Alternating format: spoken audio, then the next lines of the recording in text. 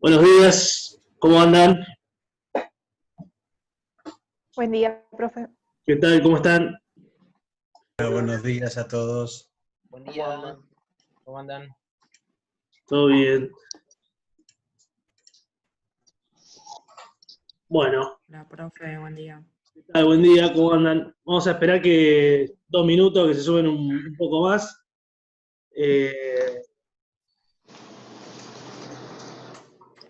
Bueno, después hablamos del tema práctica cuando corresponda, cuando Raúl termine con la teoría, y el tema parcial también. Me gustaría hacer una introducción después, en el momento. Sí, vamos desactivando los micrófonos, lo único que voy pidiendo. Así no tenemos inconvenientes de acoples o de escuchar conversaciones ajenas. Te decía que después tenemos que tocar el tema del examen, cómo nos vamos a manejar, y bueno, claramente el trabajo práctico que subí el miércoles, con un video introductorio ahí para que puedan ir arrancándolo. Vi que varios lo empezaron en estos días, así que bueno, lo vemos ahí. Y bueno, los conceptos prácticos que nos tocan en base a la clase de hoy. Lo dejo a Raúl, ahí tenés habilitado ya para compartir. Somos 22, igual, esperemos un poquito más, me parece, porque tenemos la mitad de presentes. No sé. Hoy se quedaron todos pegados con la almohada. Hoy el día sí. está Hoy es un día para no estar levantado. No te colabora la es realmente un sacrificio, es un sacrificio, pero Mirás bueno. por la ventana y no te dan ganas ni de prender la compu. Terrible, hoy. Sí, es verdad eso. Durísimo. Aparte hay que rezar que en cualquier momento no se corte la luz ni nada por el estilo, ¿viste? Sí, no, esperemos que no. Es así, es complicado. Sí, es verdad. Por las dudas hay que tener preparado el celular. Sí, ¿no? Pero bueno, acá estamos. Y vamos a arrancar.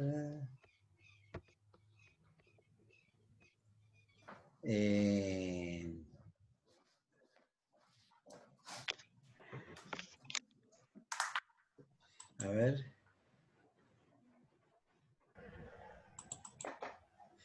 Ahí está. Bueno, hagamos un esfuerzo todos. Sé que nos salimos de la vaina por aprender estas firminas tan lindas que tenemos, pero de alguna manera hoy nos introducimos específicamente en el tema de producción con distintos tipos de temas. Lo primero que vamos a ver es lo que se denomina análisis estructural. En base, de una manera u otra, siempre nos imaginamos que en las fábricas tiene que haber distintos tipos de procesos, y tal como hay estrategias comerciales, como hay estrategias financieras, también hay estrategias en cuanto al proceso de producción. Estas estrategias nos ayudan a que de alguna manera, en general, podamos rever cuáles son las, hablando de análisis FODA, las debilidades y fortalezas que tenemos en cuanto a producción se refiere, y de una manera u otra también mejorar esas debilidades que tengamos en el proceso de producción. Digo, esas debilidades pueden ser hard o soft, o sea, pueden ser en cuanto a maquinarias y tecnologías se refiere, o si no, en cuanto a programación de la producción se refiere. Si tenemos que imaginarnos también el análisis de procesos, también ¿para qué se utiliza? No solamente para rever el proceso de producción, sino para diseñar o modificar nuevos procesos de producción. Y cuando digo modificarlos implica, va de suyo el tema de la mejora. Si modifico es porque lo voy a mejorar. Y digo, ¿y cuáles son las herramientas que necesito yo para mejorar un proceso de producción? Y lo primero que voy a necesitar es conocer un proceso, aunque sea conocer las distintas etapas del proceso de producción a través de un flujograma o también llamado diagrama de procesos. El flujograma o el diagrama de procesos de alguna manera nos expone en forma de un esquema, nos expone las distintas etapas del proceso de producción. No me dice el diagrama de procesos cómo es la forma de producir, ni cuál es el método de producción. Expone únicamente las distintas etapas. Por ejemplo, corte de chapa, estampado, armado de carrocería, no me dice ni cómo es el proceso de corte de chapa, ni cómo es el estampado, ni cómo, no me dice nada. Me dice que existe un proceso y en algunas oportunidades me da el tiempo de ese proceso. Pero bueno, sabiendo que existe y sabiendo el tiempo del proceso, digo, ya es algo para que nosotros, si tenemos que hacer un diagnóstico de esa línea de producción, nos imaginemos cómo es el sistema, cómo es la línea, y si tenemos los tiempos, de alguna manera podemos evaluar los costos inherentes a esa línea de producción. Porque con la materia prima más la mano de obra, bueno, ya tenemos algo como para empezar a trabajar con los niveles de costo de producción. Y siempre teniendo como horizonte el lead time. Profe, ¿qué es el lead time? El lead time es hay muchos lead time. Se le dice lead time a muchas cosas, pero en este caso estamos hablando de dos tipos de lead time máximo y lead time mínimo. El lead time máximo va desde que compro la materia prima hasta que entrego el producto terminado a mi señor cliente. Y el lead time mínimo es el que va desde que compro la materia prima hasta que deposito el producto terminado en los depósitos, porque de alguna manera yo puedo trabajar para stock. Puedo no trabajar para entrega directa, sino para hacer stock y sobre el stock, ventas, después trabaja para vender. O sea, hay muchos sistemas de producción y todo va en función del tipo de producto que nos toque analizar y el tipo de venta que se realice.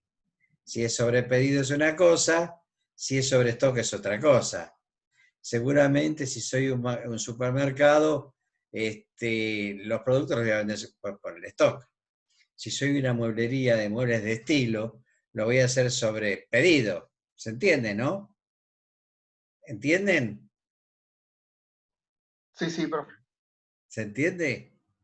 Bien. No. Por eso... Hola, ¿qué tal, Raúl? Alguien dijo hola. Hola. ¿Qué tal? Yo, perdóname, pero me confundí ahí, cuando dijiste en el lead time del proceso, máximo y mínimo. El lead time del proceso, el máximo, es el que dura desde que compras la materia prima hasta que entregás el producto final terminado en tu cliente. Y el lead time mínimo es desde que empezás el proceso hasta que lo depositas en el producto terminado. Desde que arrancás con la materia prima hasta que lo depositas en el producto terminado. Yo pregunto, el depósito de productos terminados, ¿quién debería manejarlo? ¿O quién le parece que es adecuado que lo maneje? Pregunta a todos. A ver, despegando la almohada. ¿Quién debe gerenciar el depósito de productos terminados? Yo creo que el área de producción. ¿Gerente de producción? Mauro Córdoba dice el área de producción. Alejandra, ¿qué dice? También, no, el área de producción o de depósito, pero bueno. Bien, no sé cómo estará separado. ¿Quién da más? No, depósito capaz, porque producción se encarga de producirlo. Después si está ahí el almacenaje de todos los puntos terminados, no creo. Debe depender Hacer. el jefe de depósito de productos terminados. ¿De producción o no? Yo creo que sí. Yo banco producción, porque si no, o sea, abrís una gerencia solamente para lo que sería el depósito, depende de la yo no le veo empresa. mucho sentido. O vas con ¿Quién da comercial, con la más? parte comercial de la empresa, o vas con la parte productiva, pero no mucho más de ahí. Y ¿Quién haces da una más? ¿Quién jefatura. da más? A ver, Iván, que lo tengo ahí medio Hola dormido. Raúl, ¿cómo andás? ¿Todo bien? ¿Cómo andan todos? Bien, bien. Puede estar a cargo del área de logística también. ¿Y el área de logística de quién debe depender? Me cagué.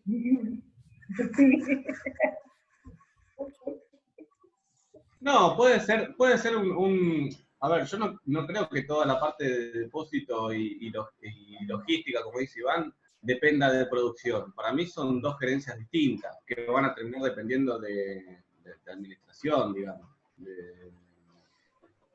A ver, ¿quién da más? ¿Quién da más? ¿Cuántos presentes hay? 5. ¿Hay muchos? Hay muchos durmiendo. A ver, en el organigrama, el depósito de productos terminados, ¿de dónde debe depender? Me tengo que fijar en un organigrama. Y de comercial, muchachos, porque el comercial es el que vende. Del área comercial. En cambio, el depósito de materias primas sí depende de producción. El depósito de productos terminados depende de comercial también por una cuestión de lógica, ¿no? Por una cuestión de control, ¿no? Porque si yo lo vendo, yo lo fabrico, yo lo cobro, y dame el Diego y ya estoy hecho, ¿viste? Pero bueno, Mirá que los de comercial también son rápidos, ¿eh? por eso te digo, el depósito de productos terminados debe depender de comercial. Y la guita que la maneje finanzas. Y producción la depende de producción. O sea, esto por una cuestión de control, se llama control por oposición de intereses. De alguna manera no lo dejo todo en una sola mano. Pero bueno, decía, vuelvo al tema, que el análisis de proceso, estas firminas, bueno, estábamos con el lead time, y una de las cosas que es muy importante, cuando yo estudio proceso de producción, lo que me interesa es saber cuánta guita me sale producir. Y en cuánta guita me sale producir, lo que yo voy a tratar de constatar y verificar cuáles son las variables críticas. ¿Qué es una variable crítica en un sistema de producción? Y una variable crítica en un sistema de producción es el cuello de botella. Fíjense que todos los procesos generalmente van concatenados unos con otros, por más que sea sobrepedido por lotes de producción o continuos. Pero siempre hay una etapa del proceso de producción que es donde salen menos productos fabricados, que es el lugar donde es más caro producir. Bueno, esta es la variable crítica, que es lo que a mí me interesa tener identificado en todo proceso de producción. Más allá, después veré de los estándares, veré los desvíos, los estudios de variabilidad y todo esto que dice acá, pero importante identificar las variables críticas. Bueno, habla del análisis de proceso, dice, ¿cuáles son los elementos importantes para realizar el análisis estructural? De alguna manera, cuando me refiero a análisis estructural, me estoy refiriendo a análisis de proceso de producción, ¿no? Y para mí, digo, es importantísimo, si el análisis estructural tiene que ver con los costos de producción, y seguramente me va a interesar el rendimiento de la materia prima por unidad de producto terminado o por, qué sé yo, por lote de producto terminado. Me va a interesar también cuánto es la teoría de productividad de cada máquina. Si cada máquina debe producir 1000 unidades, qué sé yo, por hora, ver si el rendimiento está de acuerdo a lo que dice la teoría. Me va a interesar saber cuál es la productividad de la mano de obra en función de los estándares o estudios de tiempo que yo haya hecho. Y me va a interesar los volúmenes de materias primas y semi-elaborados y productos terminados que soy capaz de manejar en una línea de producción. De alguna manera, para hacer análisis o cuantificar en análisis de proceso, y seguramente me va a interesar todo eso, desde la materia prima hasta el rendimiento de la máquina, el rendimiento de la mano de obra y la cantidad de materia prima, producto terminado, que va pasando por toda esa línea de producción para llegar al depósito de productos terminados. Esto implica tener, reitero, analizado el proceso de producción. ¿Y cómo analizo el proceso de producción? A través del flujo de, el flujo de proceso, y a través del análisis de costos, a través del análisis del proceso, yo voy a poder determinar también, otra de las cosas que puedo poder llegar a determinar a través de este análisis de proceso son los costos asociados al trabajo de los procesos. ¿Por qué? ¿Por qué a través de un diagrama de proceso yo puedo determinar los costos? Primero, porque teóricamente puedo tener los tiempos de producción para una unidad de producto terminado. Segundo, porque sé cuáles son los tiempos muertos. Y segundo, tiempo muerto. ¿Qué se imaginan que es un tiempo muerto?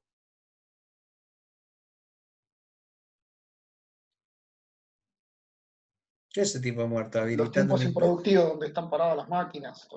El tiempo muerto es el tiempo que el operario está mirando el techo.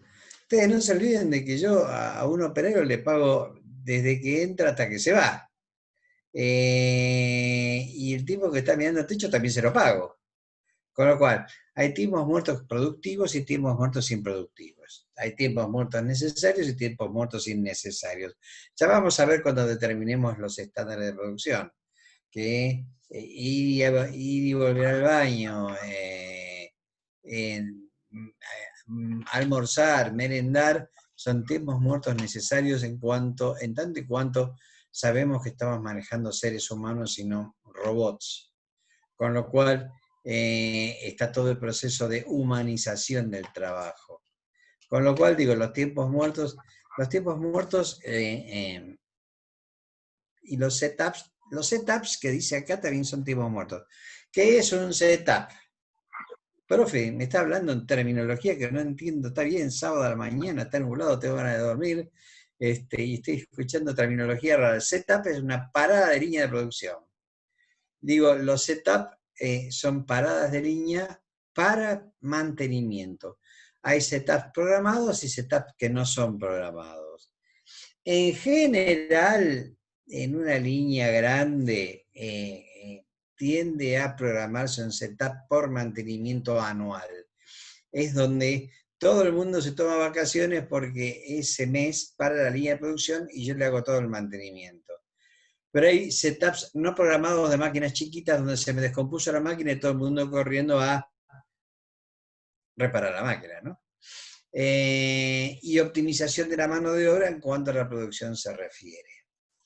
¿Se puede optimizar mano de obra? Sí, mediante procedimientos mediante métodos se puede optimizar la mano de obra, y también se puede optimizar mediante procesos de reingeniería. Digo, cuando estudien recursos humanos van a ver lo que es un proceso de reingeniería. La reingeniería es el estudio de los procesos para poder determinar si hay mano de obra redundante, si hay dos personas haciendo lo mismo, para mejorar la productividad y de alguna manera u otra permitir o agregar personal para mejorar la productividad, porque no solamente yo mejoro la productividad sacándome gente de encima, la productividad a veces se mejora incorporando personal, o la otra es pudiendo sacar personal y asignarlo a otra línea de producción que sí necesite personal, ¿no? Entonces la reingeniería es el estudio de métodos y el estudio de procesos. La gran diferencia entre la reingeniería y ¿cómo se llama? Bueno, la reingeniería estudia los procesos. Y el otro es cuando yo despido gente. La reestructuración, perdón, se me ha ido de la cabeza. Reingeniería es el estudio de procesos y asignar personal a los procesos. Y la reestructuración es cuando yo estoy despidiendo gente a mansalva. Son dos cosas muy distintas, absolutamente distintas. El que dice que a través de la reingeniería manda gente a la calle está absolutamente equivocado. Si la reingeniería, si a través de un estudio de reingeniería de procesos yo tengo que sacarme gente de encima, significó que la línea de producción fue absolutamente mal evaluada en su inicio. Entonces, digo, son las grandes diferencias entre reingeniería y procesos. Después tienen un análisis en el eje de coordenadas de lo que sería X e Y, sepan que existe. Después empezamos a hablar de qué es la mejora continua. La mejora continua, como todos los sistemas, nace en Japón. Y como yo digo que todos los japoneses tienen la virtud de pertenecer a una filosofía de vida como la japonesa. Digo, cuando estoy pensando en sistemas Kanban, Just in Time, mejora continua y todo eso, yo digo, bueno, qué maravilloso, qué lindo, qué piola que es, pero también me tengo que imaginar que estos sistemas nacen y se desarrollan en filosofías de vida como el gobierno, como la que hay en Japón, que es muy distinta a la filosofía de vida y la filosofía empresarial que hay en la Argentina.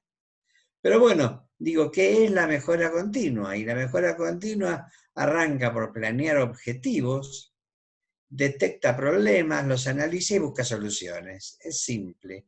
En su sistema sistémico, como cualquier sistema. Input, caja negra, output, retroalimentación.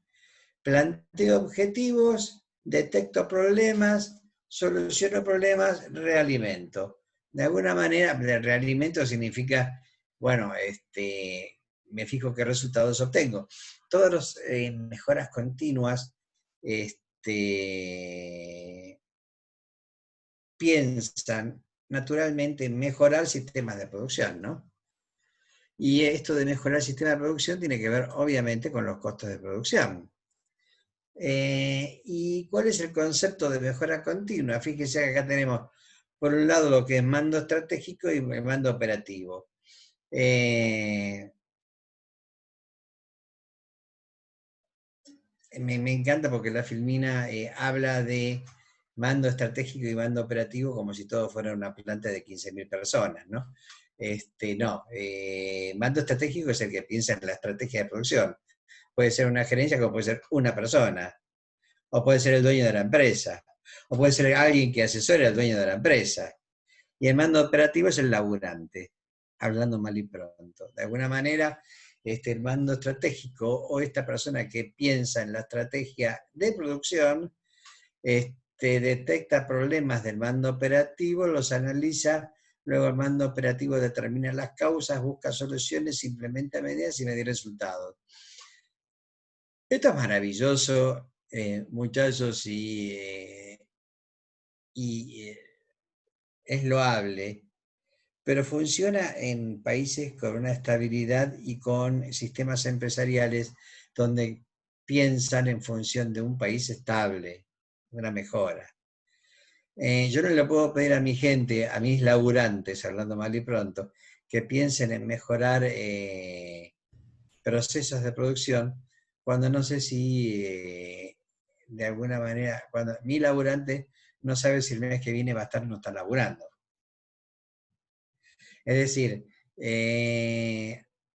hoy por hoy el sistema de mejora continua es maravilloso en aquellas empresas que son estables y donde la gente tiene un plan de trabajo acorde a sus capacidades. Si hoy por hoy hay una empresa que te raja 1.500 personas a la calle y no le podés pedir a la gente que labure en producción que haga mejoras continuas de procesos de producción. Digo, el tema de mejora continua está muy atado al concepto de filosofía empresarial. Lo mismo que, bueno, ¿cuáles son los sistemas de mejoras continuas que se conocen? Las 7 herramientas de calidad, Kaizen, TPM, Kanban, Sigma, SMED, bueno, todos sistemas japoneses. Todos sistemas japoneses que tienen mucho que ver con la filosofía, el método de vida japonés. Ustedes saben que en Japón una persona entra como limpiando el piso y termina como gerente general de una empresa, porque la empresa lo capacita, lo manda a la universidad, y de alguna manera es todo un orgullo que la persona haya pasado por los distintos estratos de todas las empresas. Por lo tanto, esto de las herramientas de calidad, bla, bla, bla, bla, tiene que ver con el sistema japonés. ¿Y cuál es el análisis? Y vamos al punto, digo, ¿qué es el análisis estructural de proceso? Bueno, el análisis estructural de proceso es algo que me sirve para determinar fallas en el proceso de producción. Y en función de las fallas poder detectar posibles soluciones en función de las variables críticas del proceso. ¿Qué hace un análisis estructural de productos? Analiza sistemas, analiza funciones, analiza causa-efecto, componentes y circuitos. Bueno, sistemas es fácil, no creo que amerite que yo les aclare lo que es un análisis de sistemas de producción. Guarda que acá estamos hablando de sistemas de producción, no sistemas computarizados. Analiza las funciones de cada individuo, analiza causa y efecto en cuanto a la posición de producir y analiza componentes y circuitos de producción.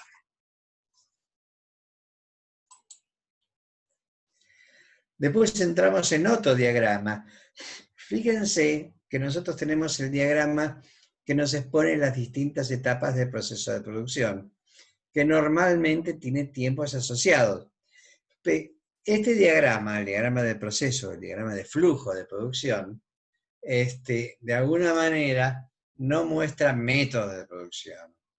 El diagrama que muestra métodos de producción por excelencia es el diagrama de actividades múltiples, o también llamado hombre-máquina, donde sí acá se analizan los distintos métodos de producción con el fin de que determinar si hay o no tiempos ociosos y si hay costos ocultos que no se han determinado o no se han podido analizar.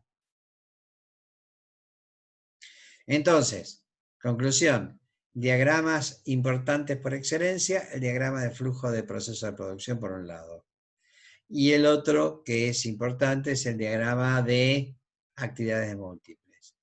Y la actividad de flujo de producción, el diagrama de flujo de producción muestra las etapas del proceso de producción, que puede o no tener tiempos asociados.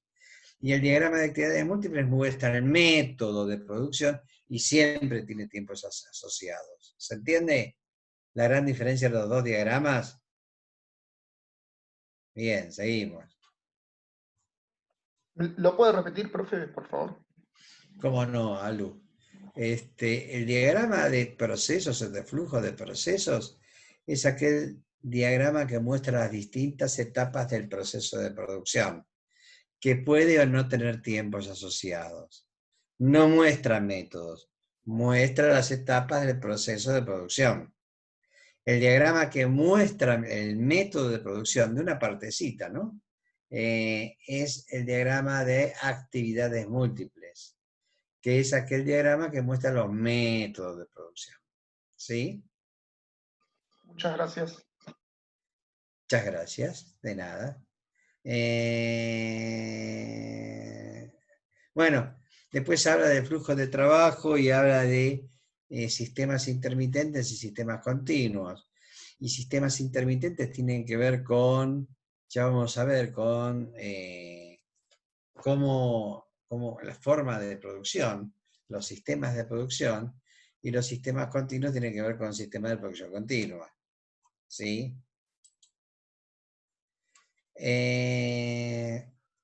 ¿Cómo hacer para estudiar un diagrama de operaciones?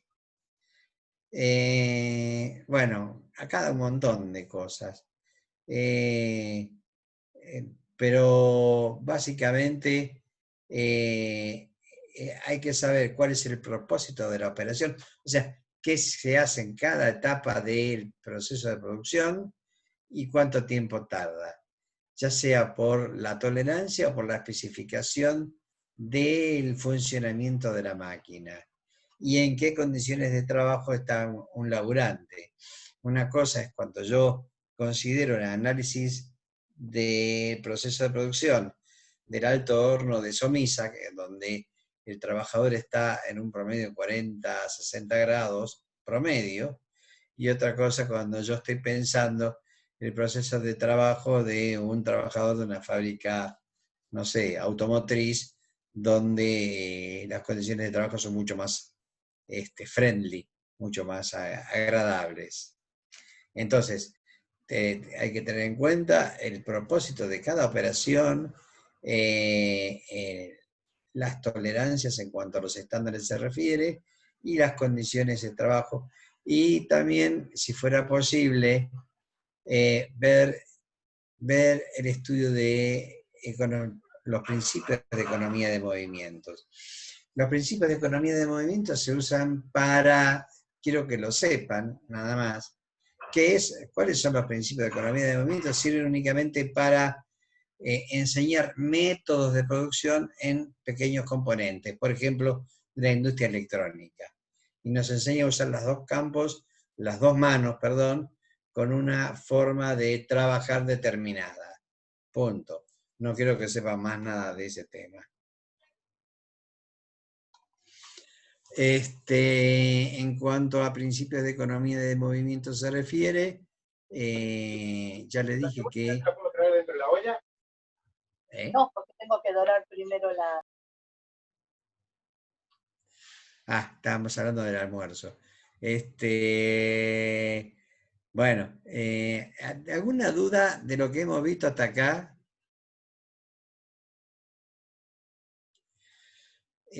Bueno, seguimos. Seguimos entonces Raúl, perdóname, hoy estoy media molesta.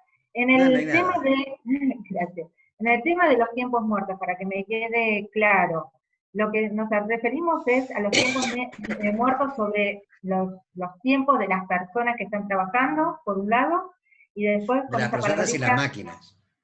Y las máquinas también con el tema del... Porque fíjate que hay máquinas que están constantemente en funcionamiento, y si tengo una persona mirando el techo, esperando el proceso que el anterior, tengo un tiempo muerto de la persona y tengo un tiempo muerto de la máquina.